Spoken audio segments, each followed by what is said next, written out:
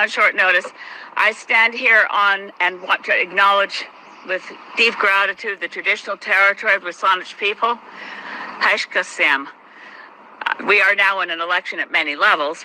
My own personal election is here to become the next Member of Parliament, continuing my work as the Member of Parliament for Saanich Gulf Islands. I always find it interesting that every time the Speaker recognizes me in Parliament, and I do speak more often in Parliament than any other MP, which is ironic considering the various obstacles we have as a small party, but Saanich Gulf Islands is, of course, mispronunciation of Wasanich, the traditional people of this territory, and to them in the language of this territory, Sanchothan, Haishkasem. I had what many would describe as a rude awakening this morning in discovering at 4:30 in the morning, a phone call from people in other time zones within the GreenParty team, that something quite unbelievable had happened. That the Debates Commission had reversed themselves after painstakingly reviewing the various ways in which the Green Party of Canada met all of the criteria that they had put before us to participate in the leaders' debates. I stand before you with many more scars than any other political leader in Canada, having been variously rejected from debates, working my way back into the debates, having rules change arbitrarily during the process of deciding who could be in debates, going back to the first debate in which I participated so long ago that I was debating Stephen Harper and Gilles Duceppe and Stéphane Dion, Jack Layton, on a stage in 2008, where I'd been told by, at that point, the debates were run by something called the Consortium, a group of media networks that decided who would be in and who would be out. And the rule was always, for many, many years, going back to the 1960s, that if you had a member of parliament at the point of dissolution, Richard, I think we're hearing you here. 90% candidates, 3% polling. Richard? Sitting MP. I'm sorry. I'm sorry. So yeah, the rules over the years have changed and shifted, and the rule makers have changed and shifted. In 2008, an independent MP joined the Green Party specifically to help me make sure that the Greens were in the debates. Other party leaders objected. I could go through all of my experience with debates, and it would take too long. The consistency in it is its inconsistency. A desire by larger parties to keep out the Green Party, a desire by establishment forces, whether editorial boards like the Globe and Mail or the National Post, to exclude Greens, to increasingly move to a two-party system. It's been an extraordinary experience and one that I wouldn't care to repeat, and I really thought that with the creation of the Debates Commission, that period of inconsistency, shifting rules, and last-minute decisions to exclude the Green Party would be over. That's why it was such a rude awakening. I could not have believed it was possible that after we established that we met all of the criteria to be in the debates, confirmed as recently as a week ago by the Debates Commission, and we were in a period of an interregnum there where it takes a while to find out how many of your nominated candidates have been confirmed. Returning officers have to look at the signatures. And I'm sorry, we've got phones ringing on top of my podium, and I don't know what to do, Aisha. I'm sorry, maybe I don't know. If the phones are ringing, I feel like I should answer them, but they're not for me, really. They're just listening in. Sorry for the confusion. Sorry. Again, to recap so that it's a coherent clip for you, since 2008, when I first participated in the leaders' debates on behalf of the Green Party of Canada, I've experienced unfairness in many ways, larger parties colluding with each other to exclude the Greens by boycotting the debates until they get canceled, various things, every election a fight. Now, after the 2015 election, the Debates Commission was established because it was very clear that for the point of view of effective and functioning democracy, when we had clear rules, and you were allowed in the debates if you had a sitting member of parliament. The Debates Commission was created when, after the 2015 election, the decision by two leaders to boycott the debates got the debates canceled. At the time the government looked at this, the Debates Commission looked at this and said, look, when you had clear rules, when there was one English language debate and one French language debate sponsored by the national networks, millions of people watched it. The following election in 2015, only a couple 100,000 people saw the various boutique debates put on by Maclean's, the Globe and Mail, and other entities, and including Radio-Canada. The Debates Commission was created for the very reason that we needed fair, consistent, neutral, and impartial application of rules. I think the Debates Commission was doing a really good job until today, when they made, and to call it last minute is an understatement. We've been talking to them, and when I say we, the national campaign team of the GreenParty of Canada, who've been the contact people for the Debates Commission for months now, we're in conversation and explaining, yes, we met all three of your criteria, and they were nodding and agreeing. There's been a really large pressure campaign mounted on the Debates Commission to get them to reverse themselves. If it stands, if the public isn't able to do, if people who are outraged by this don't speak up now, we will once again have skewed, unfair, and undemocratic leaders' debates, starting with this evening's. Yesterday, the Debates Commission was able to make a sudden change of plan to move up the debate by 2 hours to avoid the conflict with the hockey game. Clearly, they can make decisions. They can make them the day of, and they can reverse themselves because this decision is anti-democratic, as my co-leader Jonathan Pedneau explained this morning in a much earlier press conference held in Montreal. As co-leaders, we both speak for the party, and we speak with one voice. This is anti-democratic. This is a mistake.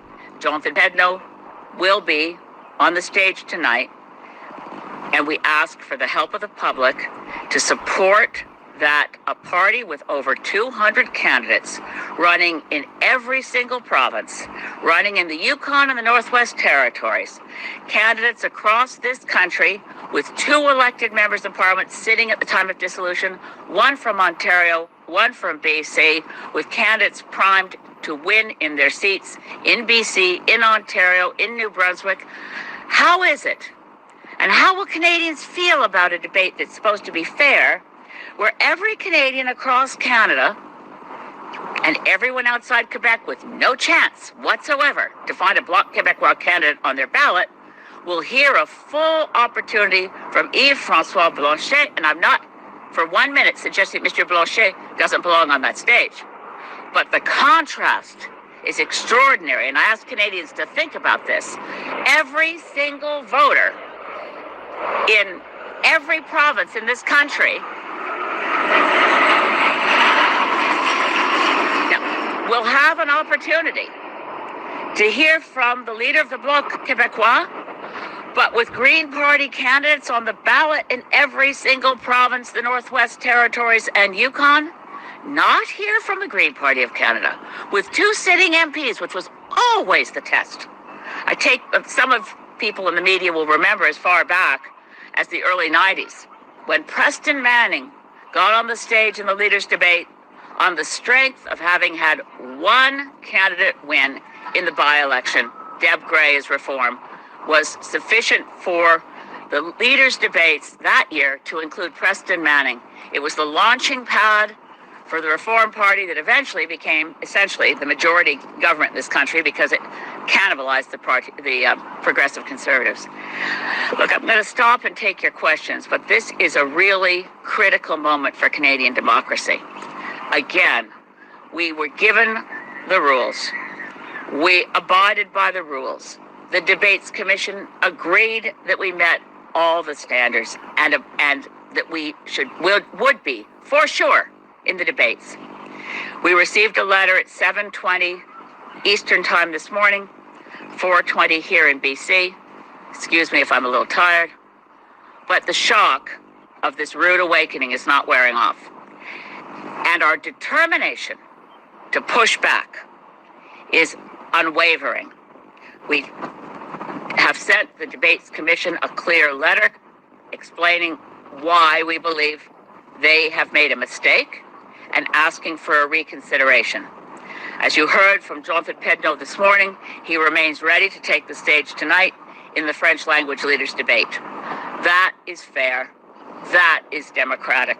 And we will continue to ask Canadians for your support from coast to coast to coast to ensure that voices are not silenced, that the voices of the issues that are most ignored in this election, whether the climate crisis or Indigenous reconciliation, or even how one stands up to a bully like Donald Trump with different perspectives brought to the table. That's what Greens do. In Parliament, we are respectful. We work to bring different perspectives that are based on the evidence to the table.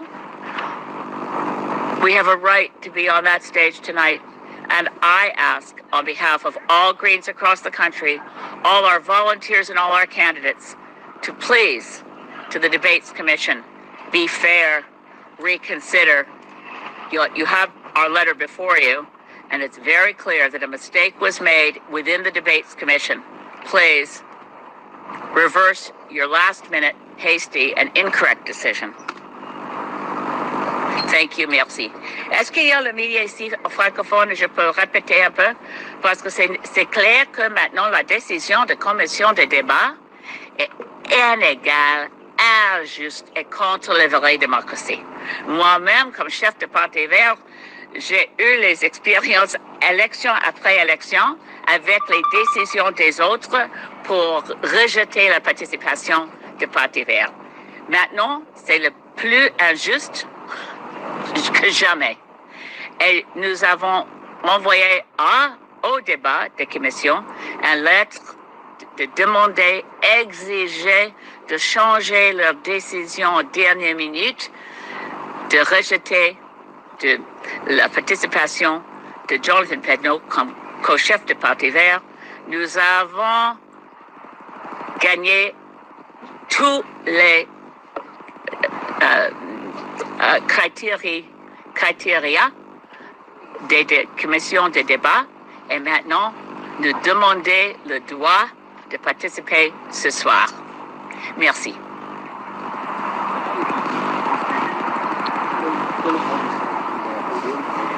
Do you want to check the phones? Make sure they're online. Sorry. Yeah, Elizabeth, it's Richard Zussman here. Hi, Richard. Hi. You're looking very small and rectangular today. Yes, I'm sorry I'm not there. I know. Sorry. Can everybody hear Richard's question, or should I repeat it? Okay. Go ahead. I think it's coming through the microphone. No, he says to repeat it, but that's okay. You go, Richard. Sure. The consortium rules are the consortium rules, and there are three criteria, as you know. One of them is one MP, you guys qualify. The other is a polling percentage above 4, you do not qualify, and the other is 90% candidates, you do not qualify. Richard, you have to read the whole rule. 90%, you have to have nominated candidates. I believe the rule is how it's being misinterpreted here. Okay, first of all, it's no longer the consortium, but that's an understandable. Okay, Richard Zussman's question, if I could paraphrase, is in looking at the rules put forward by the new Debates Commission, how is it that they misinterpreted them and how do Greens believe this is a misinterpretation that violates their own rules? Yes, they had reviewed the criteria with us, and as recently as less than a week ago, confirmed that we met those rules. The way it's phrased around the number of candidates is how many candidates are nominated. We had a full slate nominated. After the nominations, there is a period of uncertainty, and frankly, when Prime Minister Mark Carney had gone to the Governor General, he'd said we'd like an election on May 5th instead of April 28th, we would have, I think, certainly more candidates and probably a full slate nominated. There was a very tight time squeeze. On April 8th, we put out a press release because for the first time in our experience as a party of over 40 years of experience, We met a different climate going door to door or standing in a shopping mall. I think all of you in the media are familiar with the process of getting signatures, not of supporters, but people who say, I will say this person is qualified to stand for election. It's not an endorsement. It's to say, I live in this riding. This person, this individual, putting themselves forward to run for office is a qualified human being. The criteria for that are very low. Do you live in the riding? Does somebody look at you and say, yeah, okay, this person should be allowed to run? That process was very, very different this time around for many parties. We've heard it from a number of the other smaller parties. We've heard it from the Conservatives in certain ridings. It was very hard to collect signatures in a way that I've never seen before. When I was just visiting in New Brunswick for Pam Allen LeBlanc and her team, there were a number of candidates who told me that particularly in seniors communities, for the first time ever, seniors would say, I'm not signing anything. I don't know you. I'm not giving you my address. Levels of skepticism at giving your information to somebody on a form we've never encountered before, but worse than that was bullying, harassments, and threats of violence. We had volunteers saying, I'm not going out again. I don't feel safe going out. Now, this experience was so sufficiently concerning that when I had my top secret security briefing last week, it was actually on April 9th, with the CSIS and Privy Council members who brief those who are leaders of parties on what security threats or foreign interference we're seeing. And I'm not saying this was either of those, but I said, I want you to know, and if you're not hearing it from other parties, please tell the Commissioner of Elections that something needs to be done because we're experiencing something we've never seen on the ground before. Harassment, bullying, threats, to the point that some volunteers are afraid to continue to go out and collect signatures. We also had something we've never seen before, but I think this is, and again, I have a lot of respect for Elections Canada, so I don't want anything I say to be seen as criticism of Elections Canada. But you have now 243 new returning officers. Some have done the job before, most haven't. The time to understand the rules, the time to interpret them, to know what to say to a candidate who walks in the door and says, here's my forms and my signatures. I have 130 signatures here. I only need 100. Can I be put on the ballot? Then in some cases, our candidates were told, I can't take paper forms. You have to upload this information and put it on the Elections Canada website yourself. That wasn't true. In some cases, people were caught in the rain and their signatures were slightly smudged. You say, well, you can see that. So in any case, I won't go through all the examples. There are many, Richard. But the only reason we didn't have all the candidates who were nominated on the ballot had to do with the short amount of time available and this new climate, which is, I'm afraid, part of the general political landscape of being more hostile, certainly as somebody who's been a member of Parliament and run for Parliament since 2006. I've never seen anything like, and I know some of my colleagues in Parliament have decided, particularly women, not to even run again, because the climate is different. People feel a sense of personal insecurity, a lack of safety. Not just people like Pam Damoff, who is a great MP who's not running again because of the hostility she gets over social media, or attacks on our constituency offices, which we've also experienced even here in Sydney. We need to be very clear about the fact that the only reason there weren't all of our nominated candidates making it to the ballot was because of the difficulty in collecting signatures and on time. Now, the Debates Commission knew this.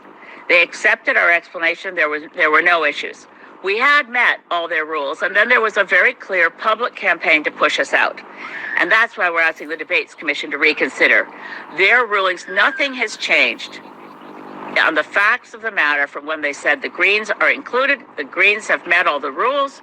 The Debates Commission itself said that repeatedly until this morning. And so we're asking for a reconsideration.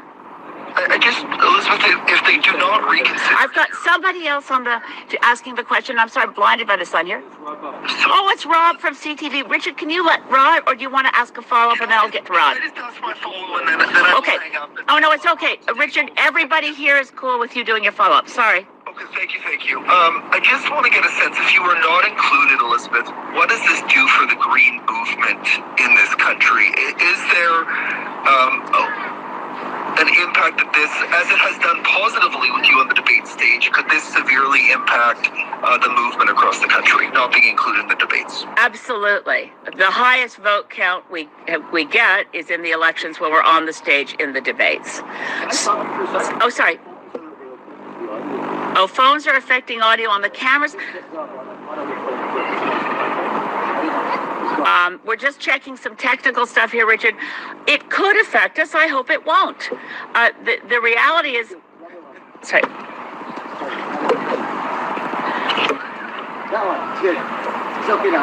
Okay, thanks. Oh, you know, Canadian voters saw through efforts to exclude us in the past.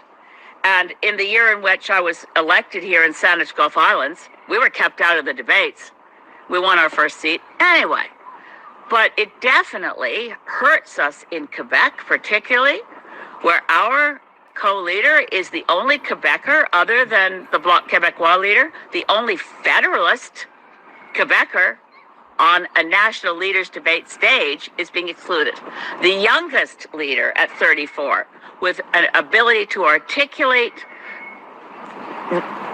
green policies on fairness, on accountability, on ethics, on climate, on human rights. To exclude that voice is particularly egregious, just as when they used to exclude me as the only woman in the debates. We have a right to be there. We need the support of Canadians, and frankly, the letter from the Debates Commission made it transparent that they had invented a new reason to keep us out, and that reason is not grounded in fact. We never had any decision, nor did we strategically remove candidates from any seat. So, given that it was a misunderstanding, we hope the Debates Commission will reconsider, because they themselves said we met all of the criteria. So I'll go to Rob. Yeah, Rob. I had a couple questions. I'm wondering, A, your party in 2019 elected 3 MPs. In 2021, that number dropped to 2. Your popular support dropped significantly when this occurred. You're now facing not having a leader in the debate. Are you concerned that we're seeing your party becoming less relevant with time, especially given all the concerns about the economy now and today's decision? I don't see that. What I know is that in 2021, we had a rough campaign, largely related to a new leader and the style of leadership that created divisions even within our own party. That's never good. I know that right now, inclusion in the debates doesn't necessarily salvage the NDP's chances to win in many seats across Canada. It's not right or fair. I certainly don't want to see a two-party system in this country. We know what it does in the United States. A binary choice between Democrat and Republican, or in Canada, Liberal or Conservative, does not serve democracy. So I certainly wish all the candidates well from the smaller parties. But does it show a declining level of support, that we're more likely to elect more than 3 MPs in this election than we ever have before? I don't think so. The depth of support for Greens is not necessarily well measured in national polls. As I said, when I won in 2011, not only was I excluded from the debates, there wasn't a single poll published anywhere, nor media punditry and discussion that thought I had a chance of beating a sitting member of Stephen Harper's cabinet. Elections are won or lost on the ground, door to door. The Greens run campaigns relying on people power, and we have depth of support, as evidenced by Mike Morris's support in Kitchener Centre, and the fact that his MPP in Queen's Park, Ashland Clancy, was solidly elected twice with a landslide, and nobody saw that coming. So again, being excluded from the debates is not going to help us, but I don't read it as and in terms of how we've done over the years, we've done better than any Green Party anywhere in the world operating under the first past the post system. We've elected Greens not only in one region and not just on Vancouver Island, and when you look at our provincial cousins, the Lower Mainland, you look across the country, Prince Edward Island holding the official opposition for a time. New Brunswick, over and over again, a solid voice in opposition. Ontario with Mike Schreiner and Ashland Clancy. We are a party that has succeeded in a system designed to make it hard for us. That's not why it was designed that way. Certainly, Queen Victoria didn't have us in mind when she bequeathed to us her hand-me-down voting system. But it certainly was the case that a lot of us had hope when Justin Trudeau said 2015 would be the last election under first past the post, that we would no longer face these headwinds of people saying, gosh, I really like the Greens best, but this time I've got to go vote for someone holding my nose because the other guy's worse. Fairness in our voting system is fundamental. But for today, our message is fairness in the debates commission. We have to have trust in our institutions. This is a new institution that has just made itself much less credible. For instance, by telling some of the media last night that we weren't going to be allowed in the debates and telling us at 7:20 in the morning. If we'd known last night, the lawyers we called today might have been able to have time to run to court for an injunction, but we were told today there's no time. Fairness, time, and reconsideration will do more good for democracy. This really isn't about just how unjust this is to the Green Party.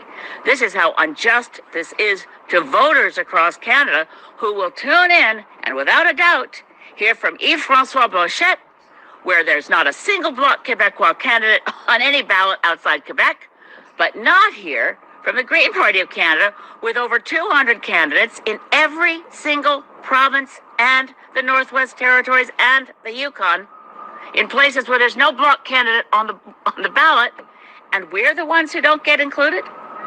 That's not fair. By way of follow-up, I just wanted to run by you. You said you speak with one voice, which I gather until Monday, I believe, that there was a strategic decision by the party to run fewer candidates. That's something the commission's also talked about. Can you react to that? Yeah. Can you confirm whether there was in fact good action being brought by the party? Well, we can't. Okay, I'm sorry, I didn't mean to say. In terms of a court action, in consulting with a lawyer who is expert in this field, I won't use his name at this point, but certainly somebody eminent, there just isn't time. I used to practice law. I've rushed to court with what gets called, your emergency injunction effort, quia timit ex parte, running to court. You can't put the paperwork together in time before the debate starts this evening. Going to court after the fact is rather moot. We need the decision reversed today on the matter of fairness. And Jonathan and I, we are extremely close. I have full confidence in his brilliance. His life history is extraordinary. And he sent me a text to say it was probably a mistake to try to guess how many people might have left the ballot because they themselves felt pressured. A lot of our candidates, and this is another thing, and I know we're not alone in this, a lot of candidates across the country, whether Greens or NDP or maybe even other smaller parties, have faced extreme pressure, including on their family members on social media. Drop out of the race, you're just in the way, that kind of thing. It's hard on people, especially when you're putting yourself forward for service and you're a volunteer. So we don't know if some of our candidates chose not to put their names on the ballot.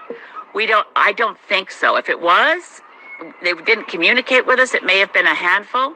When pressed, and Jonathan just sent me a note to say it probably was a mistake that he tried to quantify what that number might be.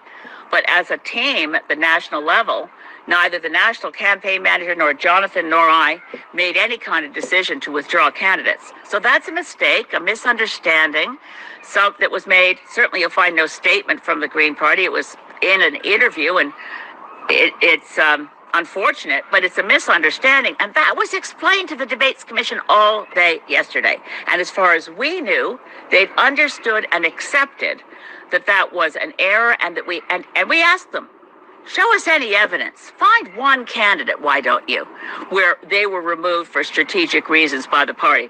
They'll never find any evidence because it didn't happen.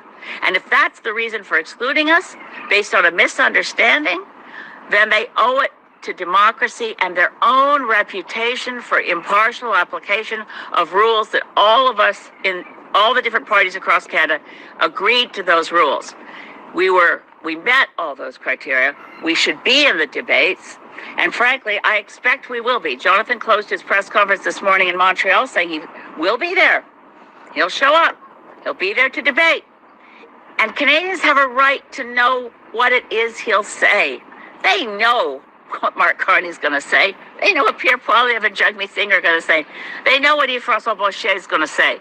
We hear it a lot. What voters haven't heard is what the Green Party puts forward on our platform, what the Green Party will do in a parliament, potentially a minority parliament, whereas in the past in provinces across this country and nationally, Greens in parliaments act respectfully, work hard, and are consistently honest.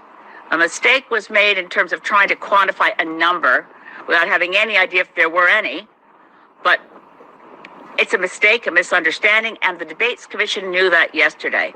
To send us a message at 7:20 in the morning on the day of the debates, without time to get an injunction, without even time to draft the affidavits that are necessary to go to federal court to seek an injunction, is manifestly unfair, and I think Canadians will see that. Elizabeth, can you speak to what happened at the local all candidates debate? There was a I don't want to overblow that. It was certainly unfortunate and unpleasant. I have to say that at the local level, my experience running for office in Saanich Gulf Islands has always been that all the other candidates are very respectful. And I'd say Gary Lunn was, although obviously I was motivated to run against him because of the policies of the Stephen Harper government, but Gary himself was always very cordial. And we sometimes would, chat and joke, and we always did on the front of the stage. And the same with David Bush, who replaced him as the Conservative candidate. So I had expected that, I'd never met Kathy, but I thought the first debate, all candidates meeting in Saanich Gulf Islands, she didn't come. That was on Pender. The second opportunity with all candidates together was at Berwick at Royal Oak. And I assumed I always get along with people. So I wasn't expecting, and it wasn't to the whole audience, it was to me at the front table. And yesterday when I was talking to David Beckham at the Salt Spring Island event where Kathy also didn't show up, he confirmed to me he heard what she said. So it was very unpleasant. I hope she'll show up at other all-candidate meetings so I can apologize to her if she thinks there's something I did that prompted her to use names that in Parliament are considered unparliamentary. I'm still, I don't want to make too much of it because I don't like repeating what it was she called me. Moo.